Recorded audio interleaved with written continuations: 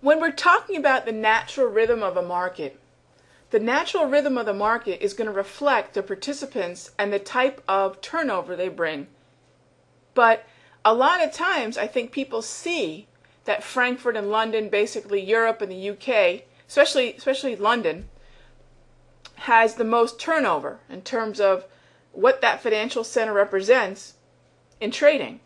But that doesn't necessarily mean it's going to equate into the volatility and the movement. And the reason is, you take the next step, it's not just where the trades are taking place, but in which pairs the trades are taking place.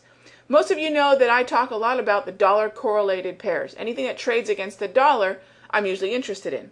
The reason for that is, number one, geography, where I am in the world. Now, where you are in the world will afford you access, because you're going to be up as a part of your natural cycle. Obviously being up 2 in the morning is not part of a natural cycle when I live on the East Coast. On New York time, 2 a.m., getting up and working is fairly miserable. Even if you're on the West Coast of the U.S., that's still 11 o'clock at night. So trading the London, the Frankfurt hours, even some of later Asia can be, from a cycle perspective, very unnatural. Now, I realize if I don't get my rest, if I don't get my sleep, I'm not going to be a very effective trader.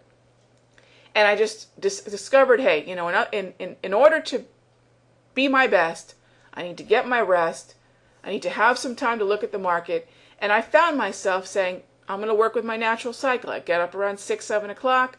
I can be trading 7:30, 8 o'clock. Around noon, I start getting hungry. I'm fairly tired. I want to go get something to eat, possibly train. And I just worked with my cycle. I worked with when my brain was at its best. Now, if I had been different, I'll give you a great example. My sister is a night owl. And not only is she up late, her brain just works great when she's up later at night. She's able to get a lot of work done. I don't know if it's the quiet, the dark, the solitude, I don't know, but she's able to really focus. So for her, if she was a trader, she's actually a PhD in psychology, which one of these days we have to do a psychology talk, because the things that she's taught me are just amazing. So I figure between her experience in psychology and actually working with companies and people, she's an industrial organizational psychologist, and then my experience with trading, it just turns into something very, our conversations are really interesting. I need to bring her in here and have her, us both do a session sometime. That might be a lot of fun.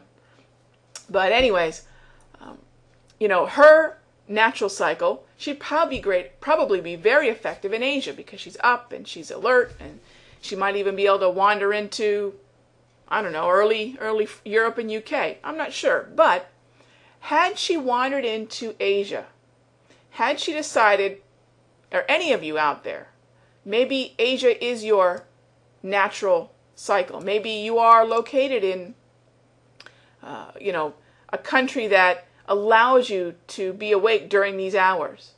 I know we have people from all over the world in these chat rooms. So I'm certainly not neglecting those of you, say, for example, in Sydney or in Japan or wherever you may be. I'm certainly not neglecting that. What I am going by is the Bank of International Settlements, which tells me, this was in their, I believe, 2007 study.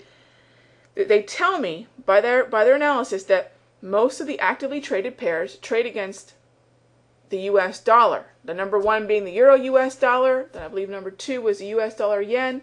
And the third was the British pound U.S. dollar. And after that, there was a number of other pairs. And I'll kind of sift through my notes here and see if I can find it, because I had a printout of it. But anyways, as I make some racket here in the background, as I look for that information, what was then interesting to me is, well, it's not that I'm not focusing on those financial centers, but I don't see the price movement correlating with those financial centers. And if I don't see the price movement, then why would I necessarily want to stay up? What's the reason for being up during those hours? Now again, I want you to work with the hours that work for you. That's no sense in you trying to trade at a time that you're just not functional. If 2 o'clock happened to be a great time to trade, I'd try to force myself to do it, but if it wasn't working, I'll find the second best time to trade. Okay? So if you find yourself, due to your work schedule, due to where you are in the world, if you find yourself in these Asian hours, that's fine. Okay? It's not that I don't want you to trade Asia. Here's where this information now becomes very applicable. If you are a trader that is essentially looking at the market at either the open between, say, somewhere between Europe and the UK, or then again you're coming back for the US, overlap with Europe and the UK. You cannot take these, look at the averages here, look at these bands across these bars. You cannot take these averages up here and apply them to your expectations for price movement in Asia. Okay, let me say it again. If you are typically trading these hours, or you're looking at your chart action during these hours and the price movement, you cannot then look at Asia with the same expectation, because what happens is people sit down, look at their charts, see what happened earlier in the day, see the volatility, see the price movement, and they project those forward. Well, that's not necessarily how Forex works, because what happened during the active hours in Frankfurt, London, and New York is not what's going to happen when Sydney, Tokyo, Hong Kong, and Singapore are open. So the first mistake I see people who trade Asia make is they bring along that this what I call the prime time. I call this prime time, the hours between essentially 8, 9, 10, 11 o'clock, even going into noon, between 8 and noon basically. They take those prime time hours, prime time volatility, prime time expectations, and they project them into Asia, which is not a very volatile session. Does it have times that could be volatile? Of course. Again, same things. What kind of economic reports and what's happening geopolitically, etc., etc. But more or less, this is the Euro-US dollar. This is the most traded pair on the planet. And you'll see the increase Frankfurt-London, the increase New York, the drop-off after Frankfurt and London leave, and then what I call the midday doldrums between noon and 6 p.m., which is 12 and 1800 hours. And then I've got my Asian session, which, again, comparatively, somewhat closer to the European and the UK Open, but nowhere near what most people will probably project forward, which is the volatility seen during the prime time. So what happens when your expectations are skewed, or dare I say flat out wrong, for the hours that you're looking at?